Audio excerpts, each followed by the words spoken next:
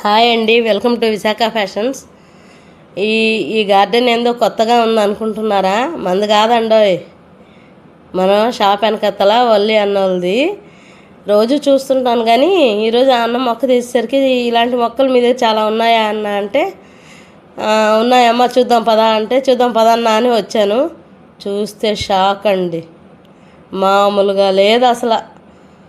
Garden అంటే ఇలాగ ఉంటుందా అనిపించింది నాకైతే.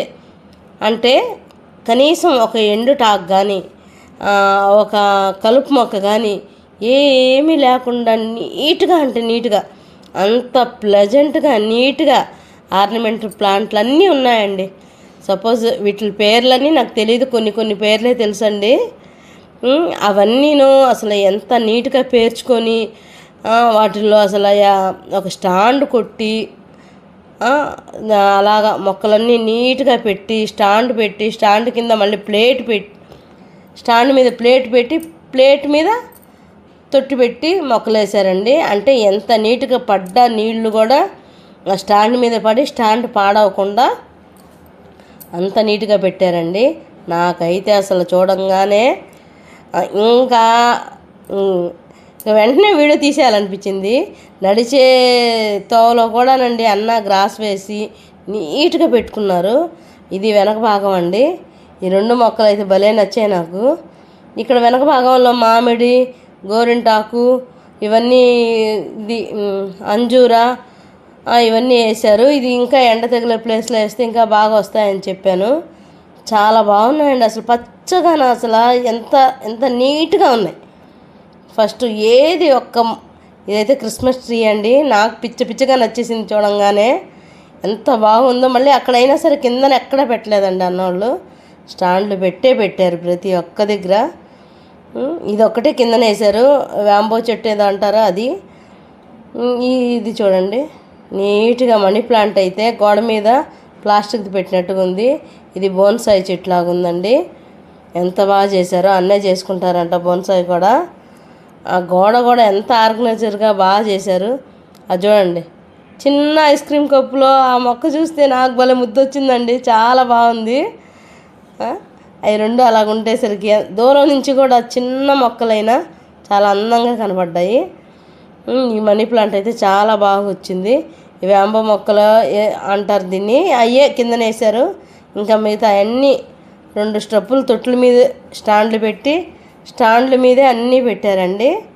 అదిగో చూడండి, బ్లాక్ తొట్లు, దాని కింద ప్లేట్ల కింద స్టాండ్లు, చాలా నీట్గా అసలు గోడకు కూడా ఇంత హాని కలగకుండా, ఒక మచ్చలు లేవు గోడల మీద, అంత నీట్గా పెట్టుకున్నారండి.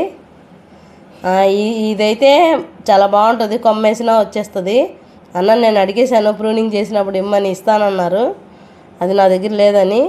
ఇది చూడండి ఎంత బాగున్నాయో.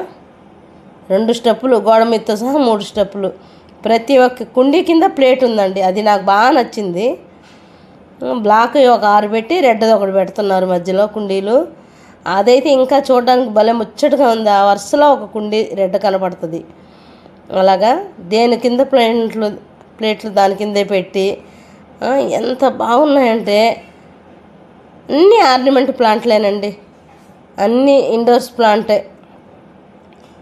అంత లో మెయింటెనెన్స్ ఇవి. కానీ మనం అనుకుంటామండి చాలా కష్టపడి ప్రూనింగ్ చేస్తేనే అంత నీట్గా అంత షేపుల్లో వస్తాయండి. ఏ ఏ లైన్లో మొక్కలు అన్నీ ఒకే కొలతలో ఉన్నాయి, ఎక్కువ పెద్దవి చిన్నవి లేకుండా నీట్గా కట్ చేసుకుని ఒకే వరుసలో చాలా నీట్గా పెట్టుకున్నారు. నాకైతే భలే హ్యాపీ అనిపించిందండి అవి చూడంగానే. అది చూడండి ఎంత బాగున్నాయో. మళ్ళీ అందులో రాళ్ళు, వాటిల్లో మొక్కల్లో అక్కడక్కడ బోన్సాయి మొక్కల్లాగా ఎడేనేం మొక్కలు.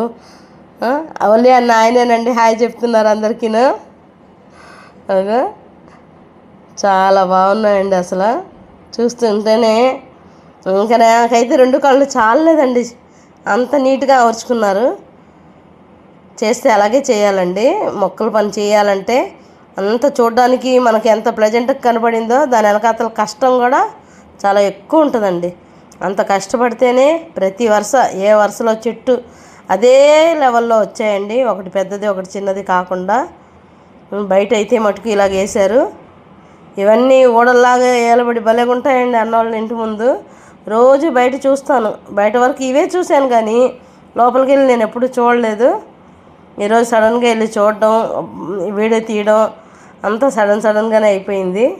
కానీ చాలా బాగుందండి. ఇలా చేసుకోండి. ఇలాంటి వ్యూలో కూర్చొని ఒక మంచి కాఫీ తాగితే సూపర్గా ఉంటుంది. మా వీడియో ఎలాగుందో చూడండి.